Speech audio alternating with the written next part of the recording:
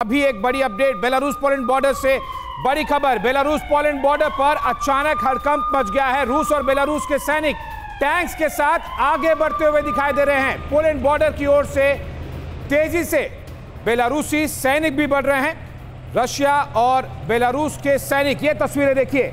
Belarus एक बहुत active front बना हुआ है और जैसा कि हम आपको पिछले कई महीनों से बता रहे हैं कि अगर बेलारूस से मूवमेंट आगे होता है तो आइए तय मान के चलिए कि यूक्रेन की राजधानी कीव पर कब्जा करने के लिए कुछ हफ्ते नहीं बल्कि कुछ घंटों का, कुछ दिनों का ही केवल सफर होगा। लेकिन क्या वो कदम रूस उठाएगा? क्या वो कदम ये बेलारूस की आर्मी जो कि लगातार बढ़ रही है वो उठाएगी? क्योंकि वो कदम उठाने का मतलब साफ होगा कि एक नया वॉर फ्रंट खुल जाए और वो वॉर फ्रंट सीधा और सीधा पोलैंड की जमीन से लगता हुआ होगा। लेकिन जो तस्वीरें सामने आई हैं ये क्या केवल और केवल एक छलावा है कि किसी तरह से एक स्मोक स्क्रीन बनाई जाए? यहां से भी हम आ सकते हैं, वहां से भी आ सकते हैं। बेलारूस से आएंगे तो कीव सबसे नजदीक पड़ेगा या फिर बेलारूस एक नया वॉर फ्रंट खुल सकता है, इसकी पॉसिबिलिटी है।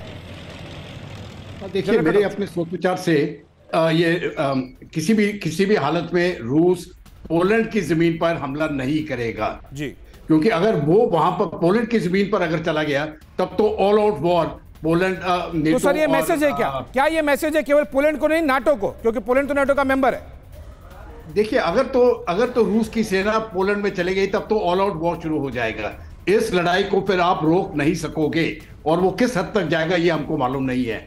मुझे नहीं लगता है कि रूस वो कदम उठाएगा, बेशक ये मूवमेंट पोलैंड के बॉर्डर की तरफ जा रहा हो। मुझे लगता है कि अगर इस प्रकार से उन्होंने बेलारूस से कोई एक्शन लेना है तो जिस प्रकार से उन्होंने युद्ध शुरू किया था और कीव की तरफ अटैक किया था, east to west, west to east में अटैक किया था कीव को, और उस समय पर वो अटैक सही तरीके से हुआ नहीं उनसे, तो वो फिर से करने की कोशिश करेंगे ताकि अगर एक बार कीव गिर गया तब तो प्रेसिडेंट ज़ेलेंस्की से वो सरेंडर ले लेंगे।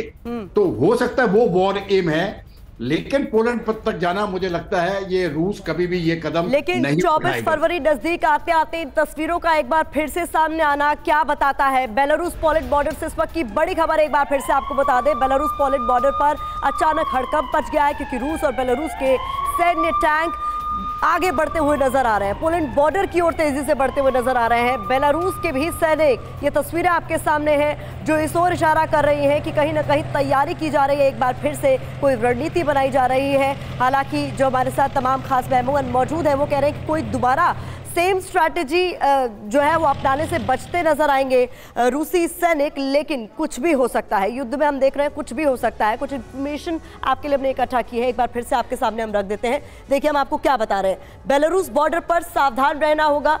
क्यों, क्या वजह है? बेलारूस से बड़े हमले की तैयारी में है रशिया। बेलारूस में रूस के 90,000 सैनिक लगातार तैनात है। बेलारूस में रूस के, जैसा कि हमने बताया, 90,000 सैनिक तैनात है। वहां पर लगातार मूवमेंट देखा जाता है और ये किसने कहा है? ज़ेलेंस्की की ओर से कहा गया। साथ ही साथ आपको बता रहे हैं बेलारूस से खबर क्या है? बॉर्डर पर रूस बेलारूस का युद्धाभ्यास जो है वो देखा गया है, लगातार जारी है।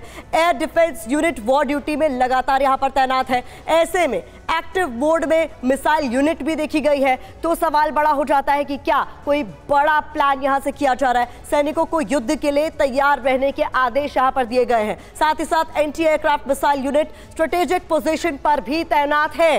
तो ये बहुत महत्वपूर्ण हो जाता है आशीष।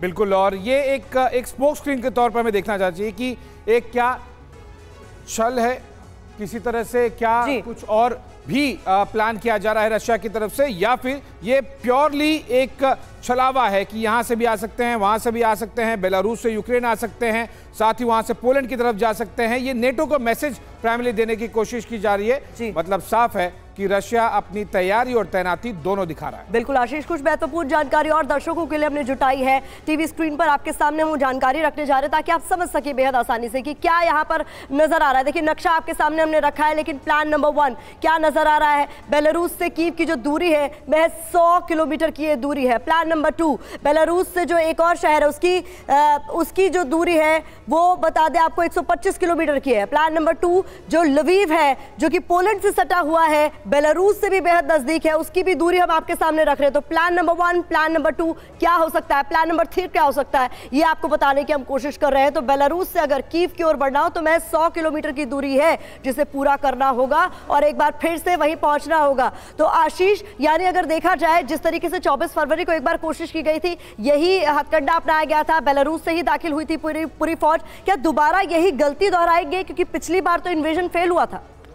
देखिए, ये रिपीटिशन या फिर वो रिपीट नहीं करेंगे, ये बिल्कुल भी अब मायने नहीं रखता है। क्या मायने रखता है कि उस समय क्या परिस्थिति थी वो हो गई, ठीक है, उन्होंने एक्शन लिया, फिर रिएक्शन मिला। अब उन्हें टैक्टिकल लेवल पर क्या कुछ सपोर्ट मिलेगा, क्या कुछ उनकी तरफ आता हुआ दिखाई देगा, और प्योरली जो एडवांसेस होंगे, आगे बढ़ने का काम होगा, चाहे वो बेलारूस की तरफ से हो या फिर जो ईस्टर्न फ्रंट है यूक्रेन का वहां से हो, ये सब कुछ प्योरली आज के समय में क्या कुछ यथास्थिति है वहां पर, उस पर निर्भर करता है। बहुत कम चांसेस लगते हैं कि बेलारूस वाला फ्रंट एक्टिवेट कर दिया जाएगा। डिप्लॉयमेंट इतनी ज्यादा की गई है रशिया की तरफ से, MiG-31 केंजल्स के साथ में टैंक्स, BMPs, ICBs, ये सब डिप्लॉयमेंट का मतलब साफ है कि वो एटलीस्ट अट्रैक्ट करना चाहते हैं ध्यान नेटो का कि बेलारूस एक वो जगह है जहां से न केवल यूक्रेन को, राजधानी कीव को, बल्कि पोलैंड को भी निपटाया जा सकता है। ये कम से कम संदेश देने की कोशिश कर रहे हैं। ठीक है।